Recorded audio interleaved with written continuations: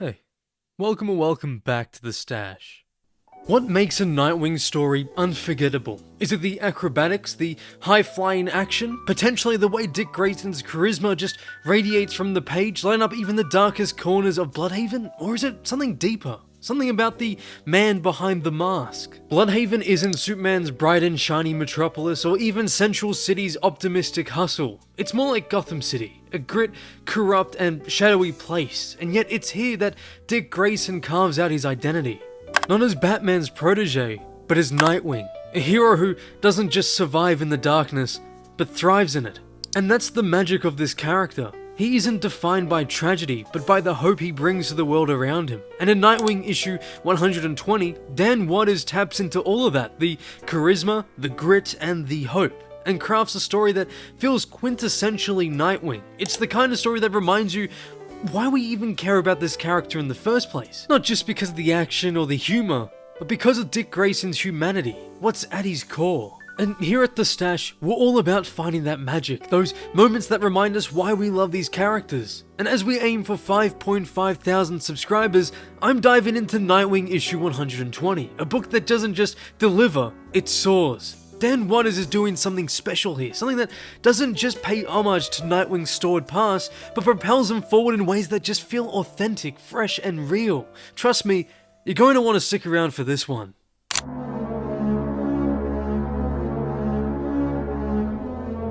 Our story picks up right where the last issue left off, right in the heart of the chaos. No fluff, no filler, just pure action. A massive robot has gone rogue, firing off lasers in a desperate attempt to kill its intruder. Nightwing, in true acrobatic fashion, leaps into the fray. He moves with such precision, and landing on the robot, he begins to cut through its exterior with determination. But then he sees it. As he rips open the top, his confident expression drops. There's something inside. Something that makes this more than just another fight. Before he has time to process it all, Olivia Pierce detonates the explosive, sending the entire scene into chaos. And that's when another horrifying piece of the puzzle is brought forth. Sephiric Solutions has been using defenseless animals as the CPUs for these machines. It's cruel, it's sad to see, and it's just the beginning. The explosions draw attention, with a helicopter capturing footage of Nightwing fleeing the scene. As he makes his way home, him and Oracle put the puzzle pieces together, deducing that someone, they're not sure who yet, wants the city of Bloodhaven at war and vulnerable. After setting some boundaries between his new rabbit and Haley, he finally gets some rest, but peace is fleeting and he's jolted awake by his phone ringing non-stop. It's his sister Melinda. She tells him to turn on the news, for Olivia Pierce is holding a press conference. At the conference, Olivia puts on a masterclass in manipulation. She's thought of everything. Using the previous night's chaos, she frames Nightwing as a hero trying to stop an assault on Sephiric Solutions. She spins the narrative to fit her agenda, claiming the real culprits are the Teddies, one of Bloodhaven's infamous gangs. She even waves around a badge left at the scene as proof. But she doesn't stop there. She stokes the flames of fear and tension, accusing the Teddies of escalating their gang war with the city's other crews. And then with a theatrical flourish, she unveils her ultimate play, the Helios Project. Sephiric Solutions has armed the Bloodhaven Police Department, the most corrupt force in the country, as Nightwing would say, with cutting-edge weapons. It's a move that would usually be controversial, but given the state Bloodhaven's in, they simply get away with it. Dick realizes what's happening. The bombing, the gang wars, the upgrade of police, it's all a part of Olivia's plan. He tries to explain it to Melinda, but it's too late. The Helios officers have already been deployed. Meanwhile, we shift to the Teddies, confused and on the edge. One of them, disillusioned and scared, decides it's time to leave, but when he opens the roller door, he's met by two Helios officers, armed to the teeth and itching to test out their brand new weapons. The kid begs for his life, and for a moment it seems like his prayers might be answered. Nightwing bursts onto the scene on his sleek motorcycle. He exudes confidence, taunting the officers and asking if they have a warrant. I mean, it's just classic Dick Grayson, cool under pressure. But then everything just goes to hell. One of the Teddies fires a shot at the officer, and that's all the excuse they need to unleash devastation. A single blast ignites the area in flames, leaving nothing but destruction in its wake. Nightwing stands frozen, staring at the inferno in disbelief. As the officers retreat, he searches desperately for survivors, but what he finds isn't a survivor, it's a victim. The remaining Teddies arrive, devastated and furious. They initially blame Nightwing, but he quickly reminds them on where he stands. Their focus shifts back to the tragedy before them. As Nightwing removes his mask, he struggles to process what he's seen.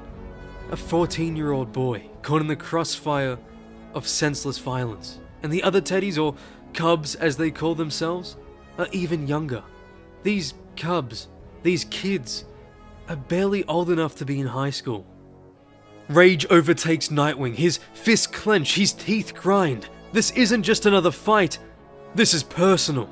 Staring into the ashes of a life cut short, Dick Grayson swears vengeance. He swears that he will burn Saphiric Solutions to the ground, and nothing, no one on Earth, will be able to stop him.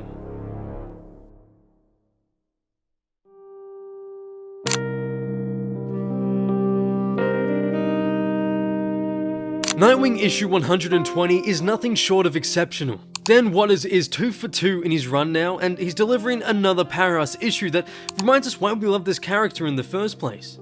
This book doesn't just pick up where we left off. It throws us straight into the deep end, a narrative plunge that's as thrilling as it is immersive. Right from the first page, you feel it, that indescribable magic that makes you forget you're reading a comic and instead pulls you into a living, breathing world. And it's not just the story, it's the vibe, the tone, it just all feels like a love letter to Chuck Dixon's original Nightwing run. You know, the run that defined who Dick Grayson is outside of Batman's shadow. But here's the genius of it all.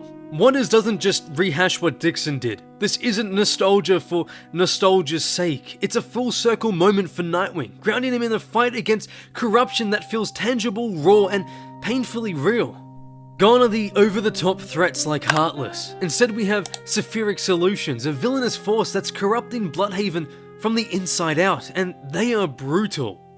The Bloodhaven Police Department, arguably the most corrupt institution in DC Comics, takes center stage again, but not in a way that feels redundant. If anything, this reimagining feels sharper, dirtier, and more personal. The introduction of meta-human fighting weapons for the police, it's chilling even if it's not exactly groundbreaking. Sure, in Metropolis this tech would be a standard issue, but here in Bloodhaven it's a ticking time bomb, one that explodes when a kid dies because of it. That moment, that twist, it wasn't just unexpected, it was gut-wrenching to read. Watching Dick's bravado turn into anger as he sat by the corpse, devastated, enraged, and vowing to burn down Saphiric Solutions to the ground. That's what comics should do. They should make you feel something. And that final page, it gave me goosebumps. It was incredible. Dick Grayson, the perpetual optimist, filled with righteous fury. You just can't fake that kind of impact in a comic book. But speaking of impact, let's talk about Olivia Pierce. Now on paper, she's not your traditional antagonist. She doesn't come at Nightwing with fists or gadgets. She uses the media, spinning narratives and pitting gangs against each other to push her helliest project. It's a clever, calculated kind of evil, and while Olivia is compelling, I can't help but wonder if she should be the main antagonist as opposed to sharing the spotlight with that mysterious figure who I personally feel like is probably controlling Olivia behind the scenes. But anyway, the Heartless-esque aesthetic of Saphiric's shady leader just feels a little familiar, but it's still early and there's plenty of room for him to grow. And then there's Melinda. And now look, I haven't been that vocal about how shallow in a sense her character can be felt during Tom Taylor's run, or at least parts of his run, but here, Watters gives her purpose. I mean, having an ally in the mayor's office is, quite frankly, a really good move to make. Granted, that foundation was built by Tom, but here it's just sort of expanded on in a satisfying way. It's the kind of narrative tool that it feels practical without overshadowing Nightwing himself, and Watters is showing us why she matters, which is something I personally believe Taylor never quite pulled off himself. But I want to take a moment to just appreciate the artwork of this issue because, wow, the action scenes are just perfect. I was worried that the art side of the book would have taken a heavy blow once Bruno left, but Jesus, I haven't looked back once. Nightwing's acrobatics have never looked more fluid, more alive. Every jump, flip, and landing is packed with energy and grace. It's a visual reminder that Dick is in a league of his own. He's not Batman, he's not another Robin. He's a performer, an athlete, an artist in motion. And the motorcycle scene was brilliant. The aura that man possessed was insane. Even the cover shines. It's simple, striking, and unforgettable. And can we talk about DC's new all-in branding for a second? It's bold, it's clean, and it kicks ass much like this issue. But anyway, at its core, Nightwing issue 120 is a story about legacy. Dixon's, Waters, and most importantly, Dick Grayson's. This issue just doesn't pay homage to the past, it carries it forward. Waters takes the foundation Dixon built, the grit, the heart, the humanity, and breathes new life into it, creating a story that feels as timeless as it is relevant. It's a reminder of what Nightwing has always stood for, whether it's resilience, compassion, or a refusal to let the darkness win. What makes this issue so special isn't just the action, the twist, or the incredible art, though all of that is stellar. It's how it digs into the essence of Dick Grayson. He's not a character defined by a need for vengeance, but by his unwavering drive to do what's right, even when anger threatens to take over. In this issue, we see that tension properly unfold. His fury at Saphiric Solutions is pure, and his vow to bring them down feels more personal than ever. But beneath that anger lies a man who understands the stakes, who feels the weight of every innocent life lost, and Waters captures that duality perfectly. He shows us a Nightwing who's deeply human, flawed, but still striving for something greater.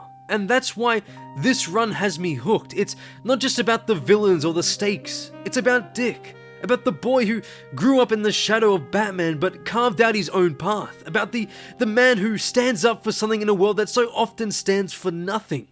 Nightwing issue 120 proves that the best Nightwing stories aren't just about the mask, the action, or the acrobatics. They're about the man behind it all. And if there's one thing that this issue makes clear, it's that Dick Grayson isn't just a hero worth rooting for. He's a man worth believing in.